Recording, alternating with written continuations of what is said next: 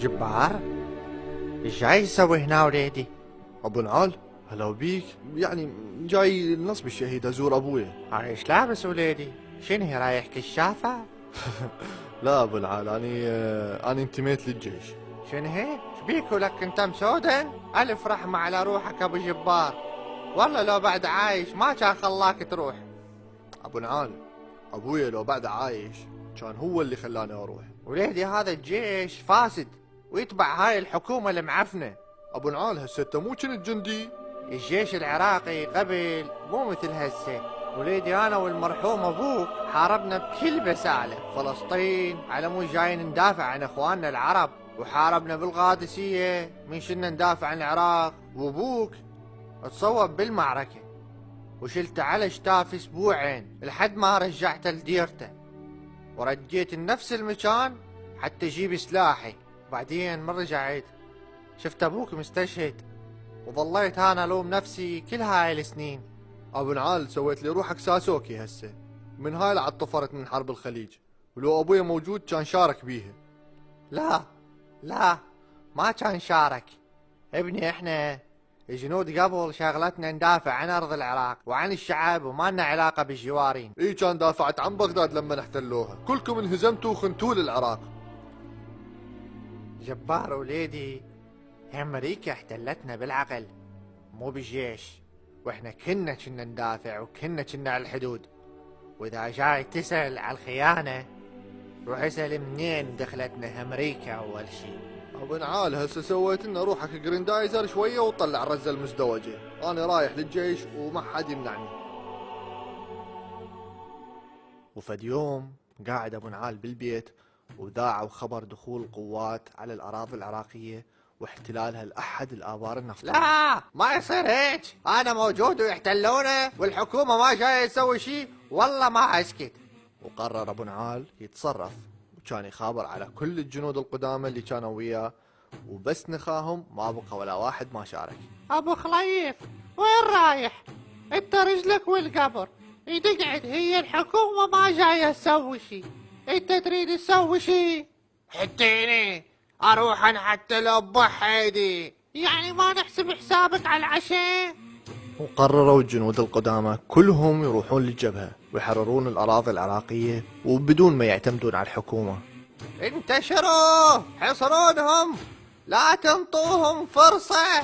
شنو يا ابو نعال؟ عقرصة؟ ايش قالوا لك علي يا بقاية؟ ولك فرصة كان هذا الجيش القديم كله اكسباير.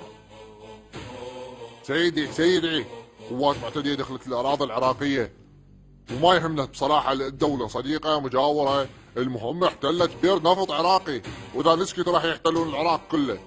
وانت مالك علاقة، أنا أنطي الأمر. أوكي؟ ألو؟ خطوره پاسا خالطوره افش خلو پارو فرا کسر خالط ماره هلو برا حشی تطلو کمشی آسو مارو کلا برخره داری فرا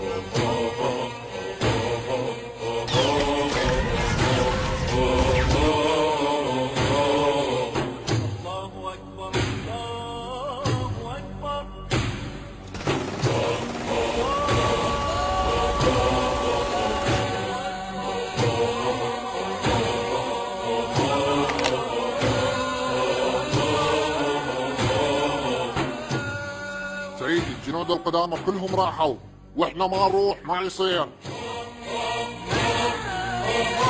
روح بلغ الجيش العراقي كله، خلي الجنود يروحون لبيوتهم.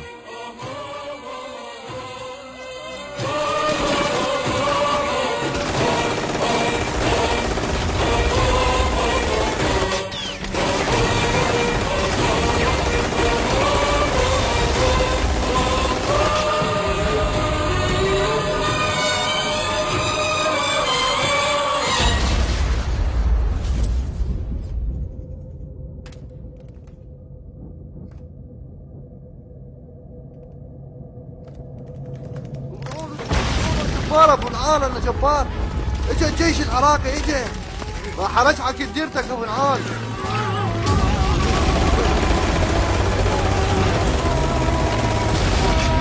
راح ارجعك لديرتك ابو نعال. بلغ الجيش العراقي كله، خلي الجنود يروحون لبيوتهم يودعون اهلهم، لان اليوم ما نرجع اذا ما نرجع اراضينا.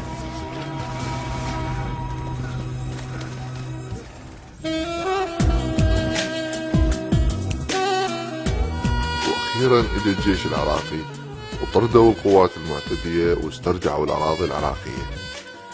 وجبار رد الجميل مالت ابوه وساعد ابو نعال ورجع ديرته. الجيش هو يخدم الوطن ويدافع عن اراضيه، والجندي العراقي كان وراح يظل بطل، سواء من الجيش القديم او من الجيش الجديد، هم نفس الشيء، هدفهم واحد، هو التضحية في سبيل الوطن. الجندي هذا هو اللي يضحي على مود انتو تعيشون.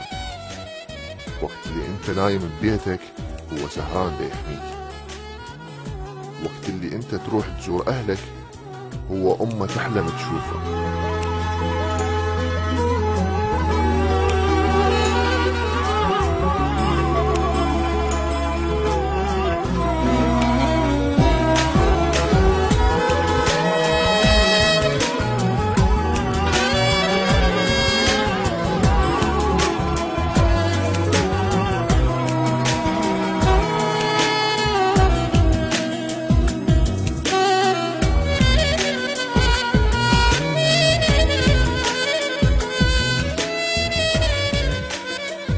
هذا الجندي ما عنده طائفة معينة، هذا الجندي فصيلة دمه هي العراق، هذا الجندي عشيرته العراق.